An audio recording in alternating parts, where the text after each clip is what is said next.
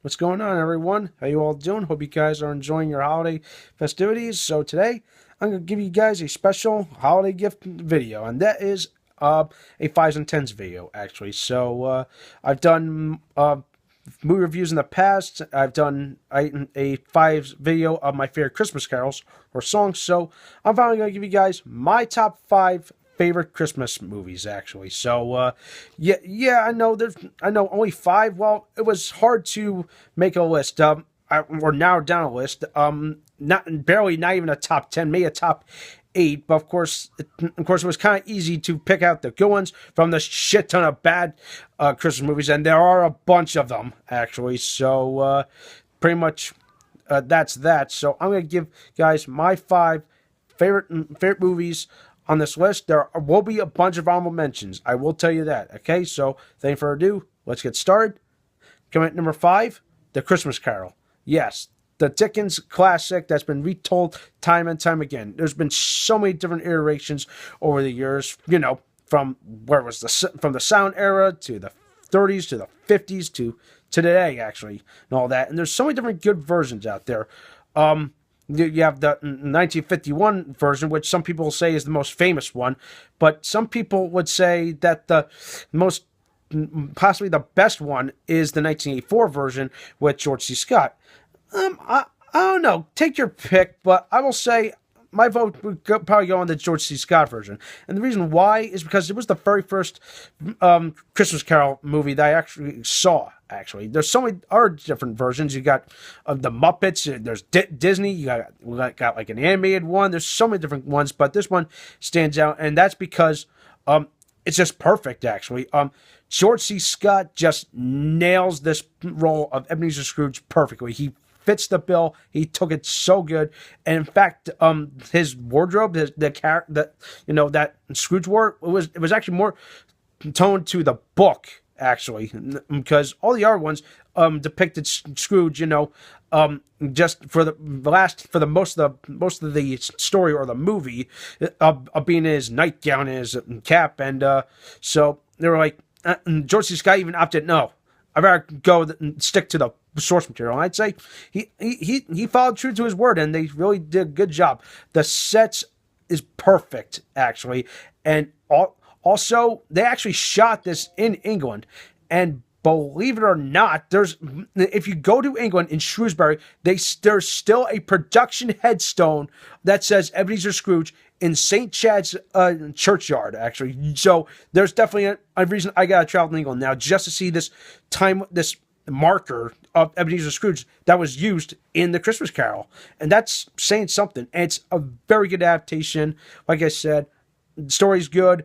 The setting is perfect. The visuals were just great, and it's an all-around good classic. I definitely recommend it. If you have not seen it, you totally should. If you want me to talk more about it, go watch my movie review from probably 2 years ago.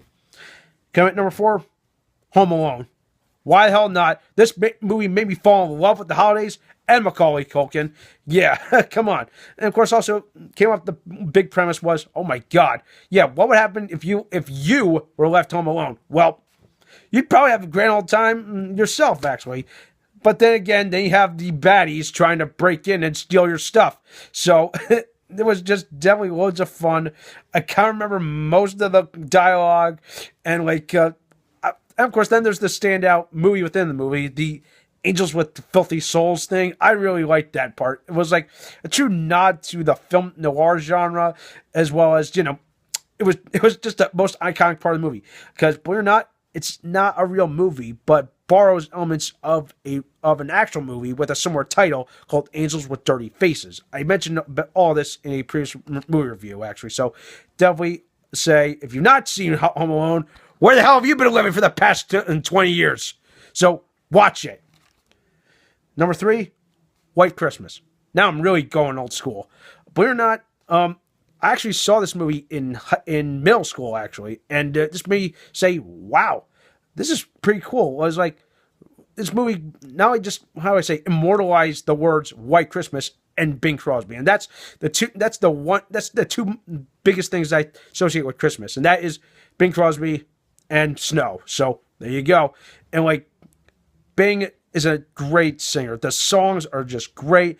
The story is fun. It's they'll just make you laugh, and you'll just be singing along every time that movie comes out. I even make that a tradition to actually watch this movie almost every Christmas, around Christmas time, actually. And AMC is always playing it, or so I definitely say watch it, actually. But if you can get your hands on the full length movie or DVD, yeah, it's even better, actually. Without commercial interruptions, it just keeps going, and like I said, they'll just be singing all the way. Highly recommend it if you have not seen it. Number 2, The Nativity Story. Yeah, yes, a Christmas movie. I wouldn't say a Christmas movie. It's the Christmas movie. The true retelling of the story, from the Bible of the birth of Christ, actually. And, of course, I would say flat out, holy crap, is a magnificent movie. The setting is perfect. The cast nails every role to a T, actually. From, Mary, Joseph, King Herod, Pilate. If you want me to go into more detail, well, of course, I really don't want to, because I don't want to offend anyone out there, whoever's Catholic or Christian. So you know the whole deal. So if you've not seen this movie, believe it or not, it came out in 2006. It's almost a decade old now. So if you've not seen it, you really should. It's a very good movie. It had a theatrical release. It grossed $37 million in the U.S., so well worth it, actually. And of course, Keisha Castle Hughes as the Virgin Mary, she nailed it. And what's even interesting was that she was pregnant during filming. Yes, look it up. I swear to God, that's real true. All right. Now, before I get to my number 1, a couple honorable mentions, the Santa Claus, Jingle All the Way, like that, because it's a Schwarzenegger film, and all that. Die Hard and Die Hard 2. I know what you're thinking. Why the hell aren't those on your list? They're action films, but I like, but it's my own taste. Okay, so go with your gut. Actually, Elf is on there. I know. Sometimes I can tolerate Will Ferrell, but still, it's a classic. It's fun. Come on, for a movie that now has a Broadway show, you know it's good. It's got a following. It's very popular. All right, so there you go. Those are some honorable mentions, and my obvious number 1. Who am I king? It's Christmas frickin' Vacation, people. Why not? Part of the National Lampoon series. Come on. It's the most quotable movie out there, and the one that's just essentially just shot itself into pop culture phenomenon. Come on, there's so many great one-liners and like merchandise that you see all around, actually. So come on, my favorite one is surprised if I woke up on Christmas morning with my head sewn on the carpet, I would be more surprised. Oh my God, seriously, so many good quotable moments in that movie. And of course, if you've not seen that movie, where the hell have you been? Go out and watch this movie, okay? So. All right, enough said there. Enjoy those movies. Let me know what you think. Thumbs up this video, subscribe to my channel, and happy holidays, everyone.